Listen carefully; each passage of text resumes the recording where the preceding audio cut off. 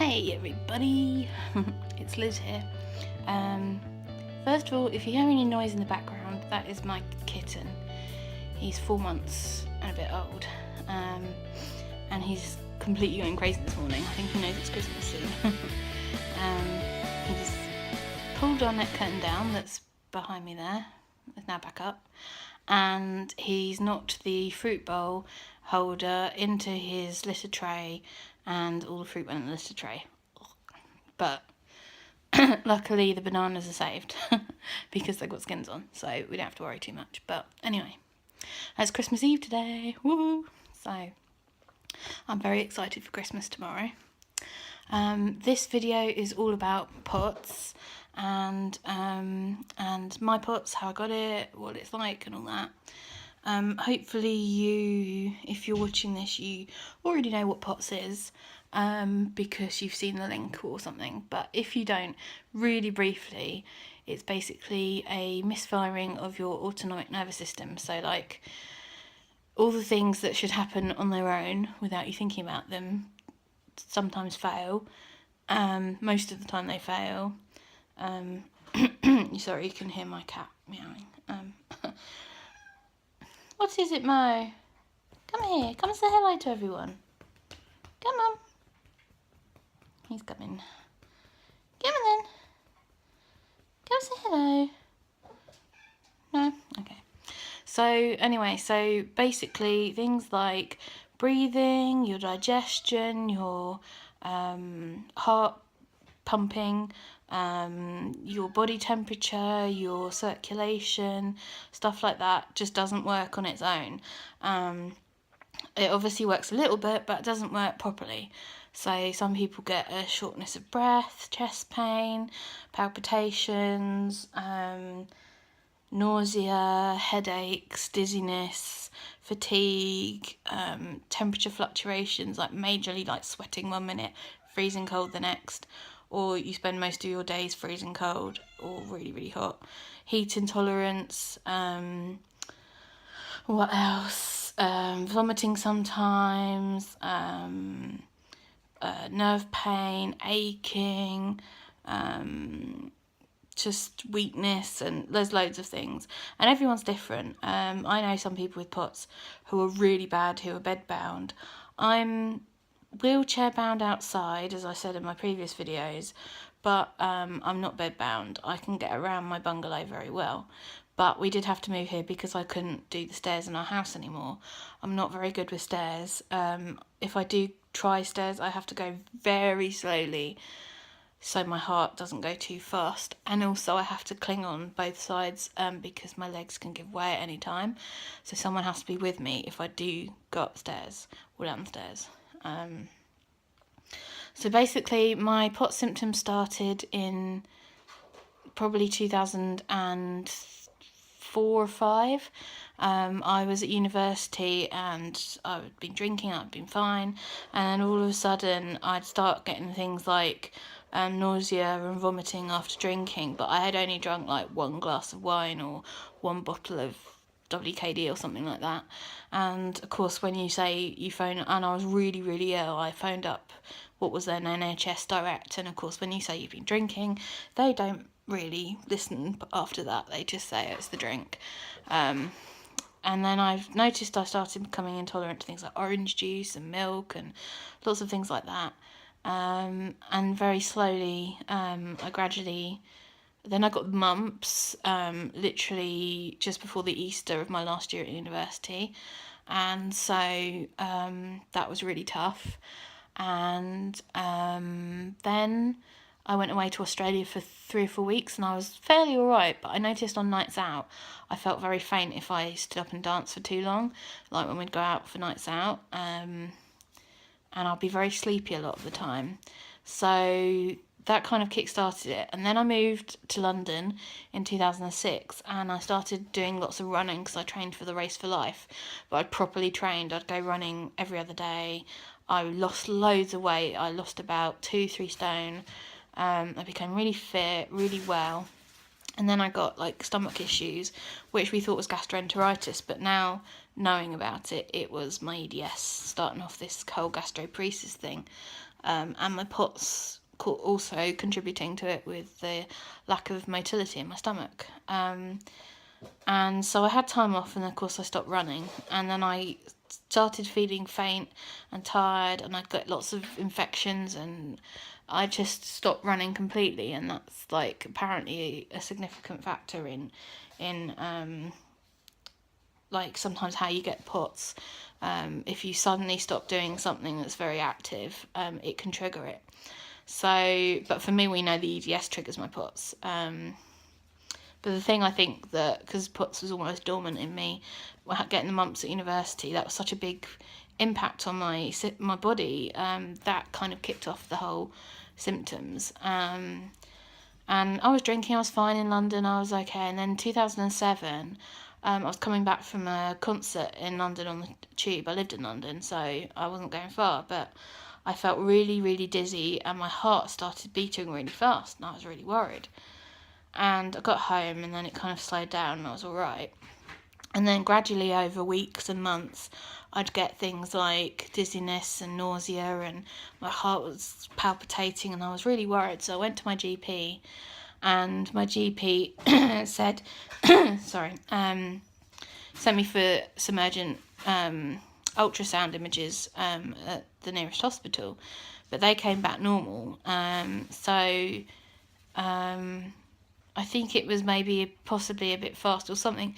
Anyway, I got put on calcium channel blockers by my GP, and he just said, oh, you have, it's probably stress and anxiety with work, it's the heat because it was summer at the time, and all the usual stuff that you've all heard.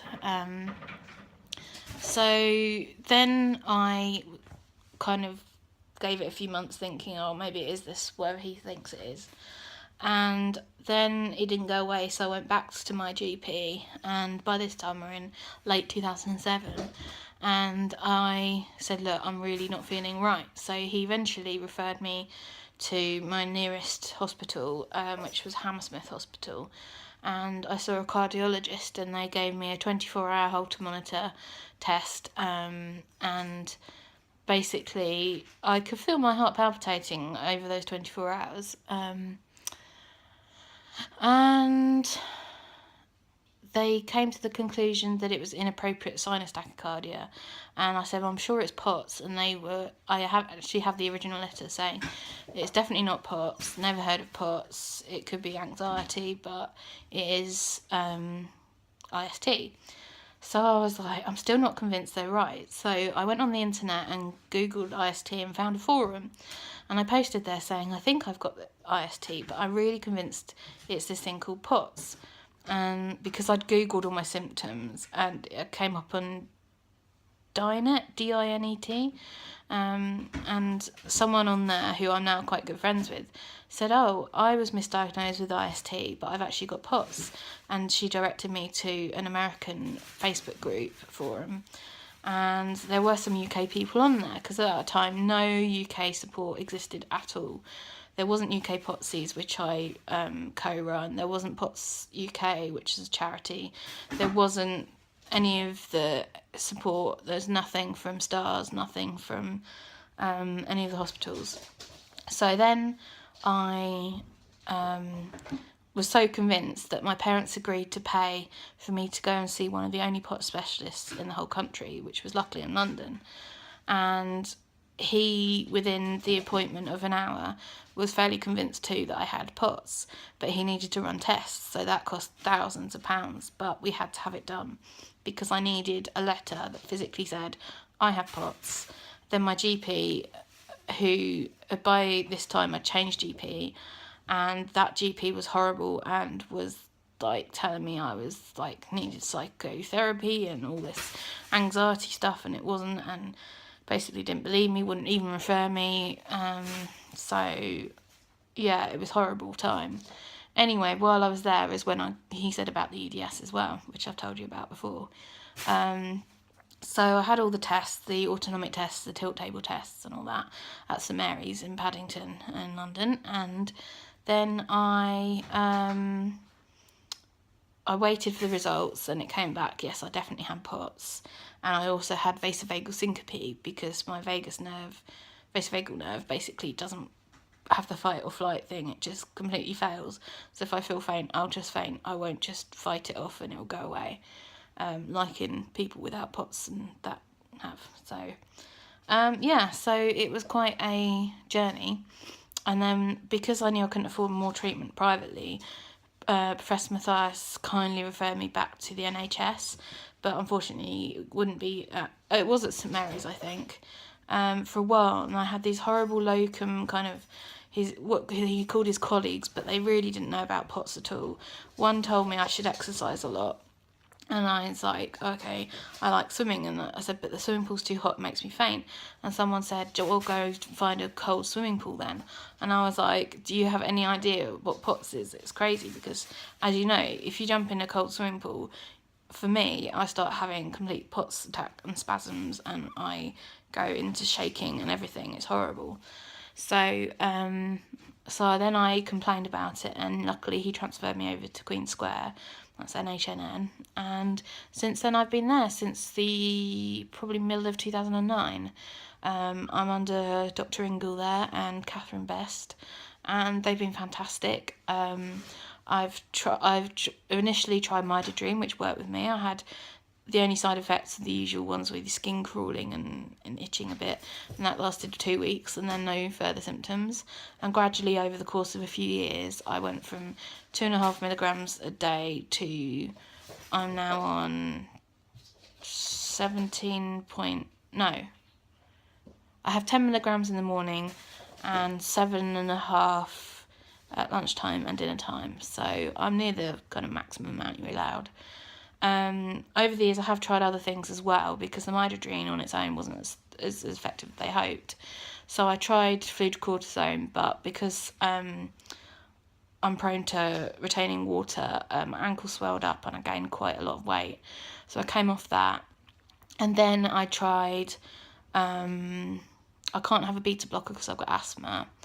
Then they were talking about pyridostigmine, but because, again, with my asthma, I'd heard so many bad things about people having breathing problems, I was scared of that. So then I was eventually, when they started doing octreotide trials, I was one of the first kind of dozen of people trying that. And unfortunately it didn't work because I had a really bad reaction to it. I had a nosebleed and I was bleeding from just like everywhere you can imagine that you can bleed from. I was bleeding, and not a lot, but they said that it was a very unusual reaction, and it showed that also my blood pressure and heart rate didn't really have any difference between the injection and without the injection. So I was really sad about that, because I do get really, really tired after eating, and I feel that ruins some evenings if I go out for a meal. It cuts short the evening a bit. So yeah, so that's all my treatments, how I got diagnosed and stuff.